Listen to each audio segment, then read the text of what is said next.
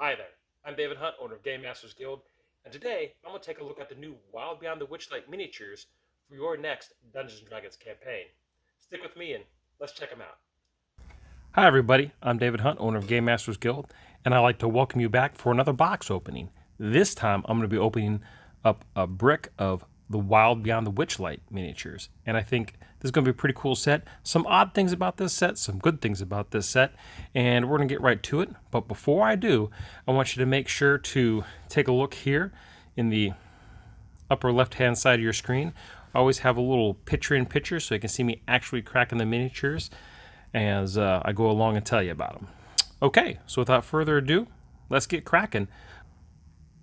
He's a Briganock Miner. So he's a cool looking warlock little guy. He's got his pickaxe, and I don't know what that is. That almost seems like that might be a mode of light or something like that that follows him around. That's pretty cool though, I like it. Then we've got, looks like we've got a Quickling, and this is actually a pretty nice Quickling. Yep, sure enough, it's a Quickling, and that's a pretty good sculpt. I believe this is the same sculpt that they had previously, and I'm not sure if they just added the sword or if the sword's always been there, but I know in another set they had a Quickling which had pretty much exactly the same pose. And here we have a Darkling. And, you know, even though there's a lot of smaller miniatures in this set, I'm actually pretty impressed with how well they did the sculpts and the painting on them. I'm pretty impressed. I like them. Because working on something that small can be pretty difficult. This guy is one of the named characters. This is kind of cool. He's a little flying oil can. His name is Squirt, of course. And I think it's pretty neat. And this would be kind of a neat animated object for any other campaign, especially like an Eberron campaign. But and I don't know his exact part in the story, but the Wild Beyond the Witchlight. But this is pretty cool. And there are going to be a lot of named characters. And that's a pretty unique one right there, Squirt.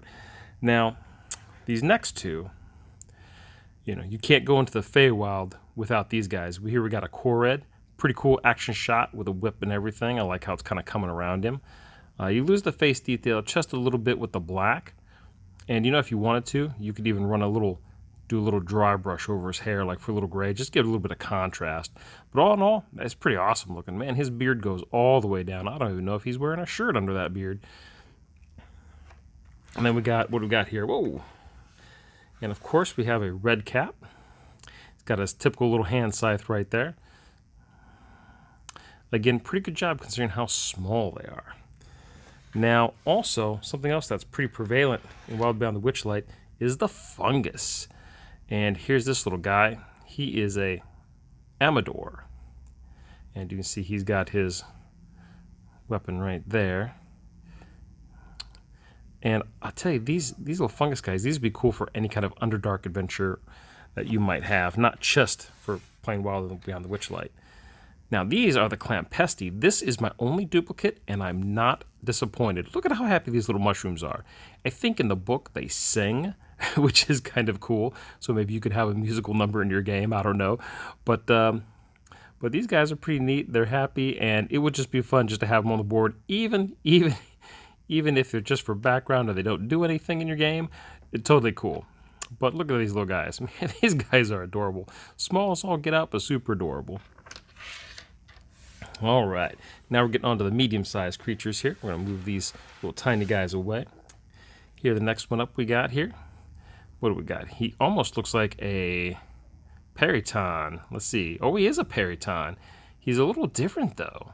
I kind of like him. Pretty well. Very colorful. All the other Peritons I see are mostly just browns. But I guess because it's Wild Beyond the Witchlight, it's the Feywild, so they get to be a little more colorful. That's pretty cool. I believe here we have a... Oh, this is Sir Tavavar. So, and he looks like he's a fairy dragon. That's cool. Oh, look, he's got like a belt and a sword. That's pretty interesting. I like that.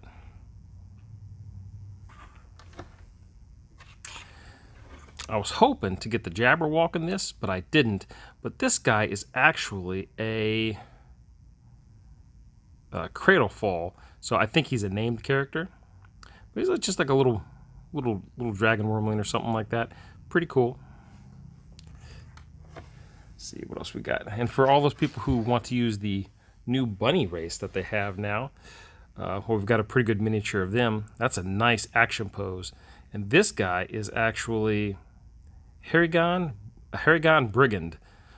So he's not a named character, but he's a cool roguish character, and this would be a good model for anybody to use for a character, because this is an optional player class in Wild Beyond the Witchlight. It's pretty awesome. Again, I think it's going to be pretty popular, much like the Tabaxi were.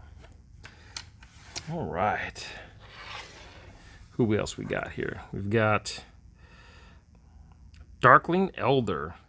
Now that's pretty neat. I've seen some other Darklings before, and this is the first time I think I've seen a Darkling Elder. I think this might be the first time, but look at that cloak on him. You know, but you could also get away using this guy as it's like a water genasi or air genasi maybe. That's pretty cool. I like it. Well, that's a really good pose. What a great character piece. Another named character here. We got Will. Very nice. And I'm assuming a lot of these may very well be performers in the Wild Beyond the Witchlight. This is Pincushion. What an interesting little character right here. She almost looks like she might be almost like a Fungoid-like character, but I'm not sure. Yep, Pincushion. Oh, she was actually a tiny base. I got her mixed up with my medium base ones. All right, let's see who else we got. We got a here's a Feywild Goblin. Pretty cool. Kind of a standard goblin fare, but he's good with a spear. He's got a metal helmet. I like him. I like all the goblins they do. Usually I'll end up being pretty different, pretty decent. Here's a pair that look like they're similar, but they're really not. These are both two different characters. This one is Glister, and this other one is Gleam. Now, the only problem is, well, they came out pretty good, and they're obviously named characters, so they're pretty neat. Although, with Glister, she came out all right. No problem there. What a great looking miniature. But with Gleam over here, is right? Gleam? Yeah, Gleam. I tried to straighten her up just a little bit like a fool, and I actually broke her off the base. One of her feet, anyways. So I'm going to have to try and fix that with some hot water or something. And the design is still pretty good, though. But you can see around her face, she has like a moon, and Glister has like a sun piece. So perhaps in their performance, one is the sun and one is the moon. Pretty nice pieces, and you know, these, again, good pieces to have when they are, if you're using your own tavern, let's say, and you need some entertainment, and you can have dancers there playing or dancing to the music. Okay, what else we got? This next one is kind of cool. Whew. This right here is a monarch, actually. This is Galop the 19th, if I read that correctly, and he is a Bullywog Royal. Look at that. He's pretty cool. What a neat piece, I'm telling you. I mean, how cool is that? I really like that. And the detail is really good on him. He came out really well. And of course, he would not be complete without some assistance. We got a couple here. We got a couple Bullywog Royals. Let's see here. This is, Bullywog Royal. And he's got a walking stick, and it looks like his eye, I don't know if his eye is supposed to be like he got maimed, or if this is like the equivalent of our eyeglass, like a monocle for a frog. It's probably a glass piece that just goes over his eye. It's hard to say, though, but he's still pretty cool looking. And then, of course, we got the other. Now, this other one is also a Bullywog. Oh, this is a Bullywog Knight. So actually, it's kind of nice. I got the monarch. I got a monarch. I got a knight, and also too, I got the other royal. So that's kind of nice. I almost got like a little. In one box, I got a little group of them, which each with their own station. That's kind of nice. I think that's pretty cool. Okay, another named NPC here. This is Tumblestrum and Groak. Groak is this little frog that she's got on her shoulder right there. And she's a bard. Another really good piece. Again, hard to get all that detail and paint on there, but I'm pretty impressed with them. And I really like these clear bases. It really helps the miniature shine, I think. Here we got another fungus. And this guy, another myconoid, he's a myconoid adult. He's got a spear, he's got that cool top on him. Pretty neat. I really like him. Very different from the other myconoids we've seen before in the past. Here's a kind of a odd piece that I'm actually a little frustrated with. I actually, earlier when I was opening, I actually was trying to put, because it comes with two different heads, and I tried to put them on top, or put one of the heads in, matter of fact this one, and I fumbled it and it went flying and I had to find it. It was very difficult for me to find, but thankfully I was able to recover it. This guy is called a clapper claw. I'm not sure what a clapper claw is, but look at, he's got these big lobster or crab-like claws, and again he's got these two heads. One is this deer head, this deer skull head, which, albeit itself, is a little creepy and very difficult to put in. There he is with the deer skull, and then let's put the other one on. And I'll tell you, I really hope they don't do this in the future. I just managed to get it on. So, clapper claw, really weird. This right here, even though I really like the set, because you get a lot of the cool tiny miniatures and a lot of really different stuff like the Bullywogs and some of the myconids, but this is a bad idea. Having these small little heads to swap out. It's cooler in a bigger figure. It's not so cool when you got trying to do that on a medium-sized creature. I was worried that I was going to break him. So, because I almost did, I kind of bent his legs a little bit. Look how thin his legs are. So you have to be really careful when you're swapping those heads. This one was the easiest one, the deer skull. The gourd head wasn't very easy. If it was me, I would probably get on there and maybe gently file that gourd just a bit to maybe get it in. And I know they're shaped a certain way, but all in all, whatever you do with it, just be super careful. It's still a pretty cool piece. Okay, so now we have the little baby Displacer beast, which this is cool, and people are going to go crazy for this, I think. This is Star, a specifically named character, but look how cool that is. Oh, people are going to love that. Little Displacer beast kitten. That's cool. Never seen one before. They never had one before, and this is totally cool. It's got the little pads and everything. That's awesome. Okay. Now, in this, there are also two Cauldrons, and I only got one of the two. This is the... Oh, man, I'm not sure which one. This is not the Igglywiv. I can't remember which one this was. There's Igglywiv and another one, but this is one of the two Cauldrons. Really well detailed. Look at all the eyes on the side there. All the design. You've got the, looks like the cats off the side. It may even be, these may even be Displacer beasts. I don't know. The cat's off the side. You got the cool looking feet. Oh, look, it's moving. Cool, it's got 2 feet up, so it looks like it's walking. That's awesome. What a neat looks. Oh, it's got like a little, oh, look, little skulls underneath each of the cats. Oh, that's so cool. But this has got a lot of detail. I'm very impressed. And what's really cool about this is you can take the lid off and it's hollow inside. This is really cool. I think this thing is really awesome. That's pretty cool. And this is going to see use in my games, even if I'm not playing Wild Beyond the Witchlight. Oh, here it is. I should have looked at the bottom trying to figure out the name, and it's right on the bottom. Igglyviv's Cauldron Iron. Yeah, that's super cool. That's super cool. All right. Now, the last medium-sized creature miniature I'm super proud of. It's a Grell. I know it's just a Grell, but this is one of the best sculpted and best painted Grells, pre-painted Grells that I have ever seen. Look at this. This thing is full of action. I got a couple other different Grells, and they're just not that cool. But this guy, look at that. Look at how threatening and menacing he is. Whoa, I like this. What a great piece.